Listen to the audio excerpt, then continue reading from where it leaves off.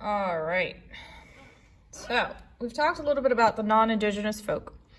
We have the Bay of Bengal, the Arabian Sea, the Indus River. We've got the Ganges River. Up here we have the Hindu Kush, and then we have the Himalayas. Now, the non-Indigenous people, or the Aryans, I'm going to just throw a lot of this up, are going to use this trail right here through the Hindu Kush. It's called the Khyber Pass, and they're going to migrate into India. Now, they are technically nomadic. They aren't looking just for food. They are looking for power and land as well. They're going to bring with them a bunch of different stuff. Some of the most important stuff that they're going to bring with them are some books. So that we've got the Varnas and the Vedas and the Varnas. These books, chapters, book, are going to tell everybody what their job is.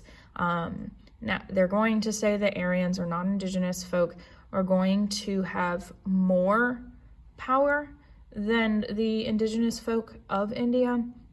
They're going to create something called the caste system, and that's going to be based on the hereditary bloodlines. That's important when we're looking at how it's put together. We have talked about this. Should just be a review for you.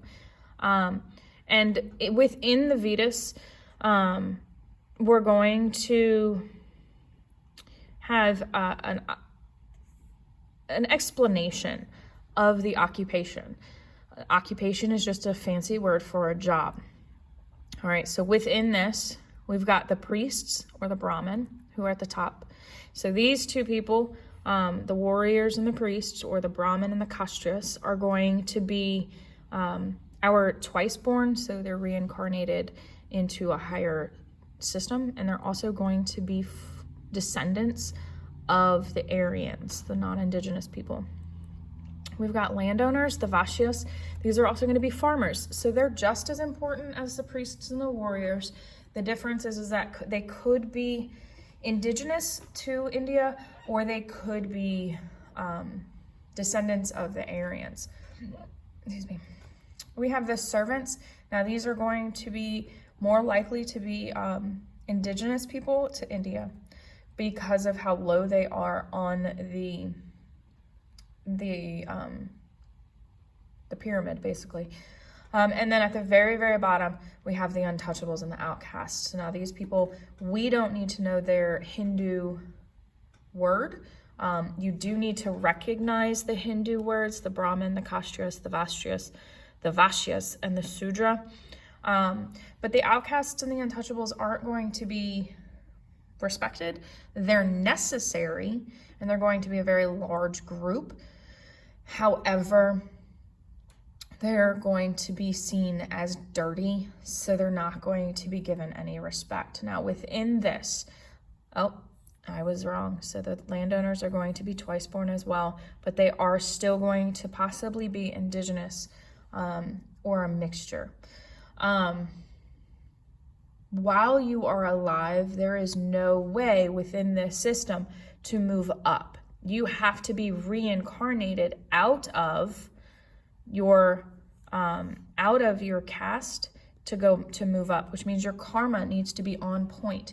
You have to have good thoughts, you have to have good work, you have to have a good ethics, all of those pieces, so that you can move up within the system. After the Aryans take over, and they're going to unify, the Aryans do unify a lot of the area, but after they take over, we have the introduction of the Gupta Empire. Now, the Gupta Empire is the golden age, and anytime we hear golden age, we need to think of a party. This is when a lot of really great stuff is going to happen.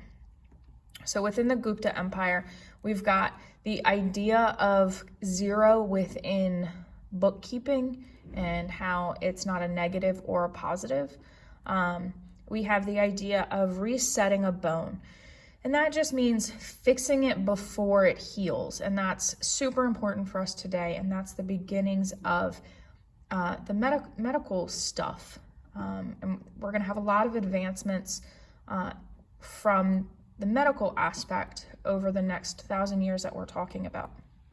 We have the astronomy piece.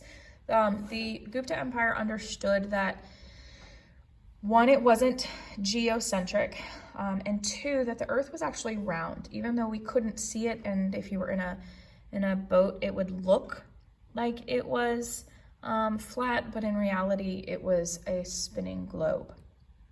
You have new types of textiles. We have wool, and we're going to have less vibrant colors in this time period. However, it's still good to see that they're going to include that stuff. And then the last thing during the Gupta Empire, you have new books, new stories, new tellings of these informations. And then, so the Gupta Empire is going to last for a while. They're going to take over this. They've already got control of the Indus River Valley, and now they're going to take over the Ganges, which leads to trade through the Bay of Bengal and the maritime trade routes. Then we have the Mauryan Empire. Now, the Mauryan Empire is still going to continue to unify the area. They're going to make it even bigger. They're going to go past the Hindu Kush Mountains. They're going to go south of both the rivers and take over more area. But their big claim to fame is this guy. This is a painting. Please remember that our version of culture and beauty is very different than theirs. And this guy is going to be born a Hindu. Remember, everybody is a Hindu up to this point. But Asoka understands through the teaching of a guy named Buddha that his life is not what everybody gets to experience. And he is very blessed. So Asoka is going to convert or change over to Buddhism from Hinduism. And he's going to actually encourage his people to convert as well. Hinduism does not disappear. It is still around today. So is Buddhism. The difference is that Buddhists and Hindus can live in harmony. They can live together.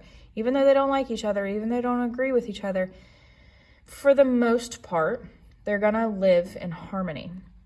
Now, Asoka understands, because of the Buddhist teachings, that he needs to, one, spread the mission, spread the message through people called missionaries.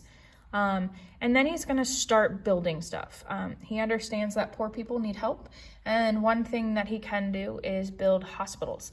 Free hospitals, meaning that people who cannot afford medical stuff can go to these hospitals and get healthy. And he understands that to stay in power, you need to enlist, encourage the poor people to stay popular. He also understands that veterinary clinics are important. These are farming communities, and you need somebody that can help fix your animals. It's not just the cat, the dog. This is going to be any farm animal. He's going to create new veterinary clinics. And because he's not only helping the poor people, he is sending missionaries out. He is going to have to create a more cohesive or put together road system.